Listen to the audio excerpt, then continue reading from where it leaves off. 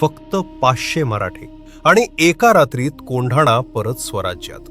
पुरंदरच्या तहात मुघलांना द्यावे लागलेले किल्ले परत जिंकायचे असा निर्धार शिवाजी महाराजांनी केला होता आणि पहिलं लक्ष होतं कोंढाणा किल्ला. ही मोहीम सोपवली गेली शूर सरदार तानाजी मालुसरे यांच्यावर. त्याच वेळी तानाजींच्या घरी मुलगा रायबाच्या लग्नाची तयारी सुरू होती. पण महाराजांचा आदेश मिळताच तानाजी म्हणाले, आधी लगीन कोंढाण्याचं मग रायबाचं. तानाजी, सूर्याजी, शेलार मामा आणि सुमारे 500 मावळे मोहिमेवर निघाले.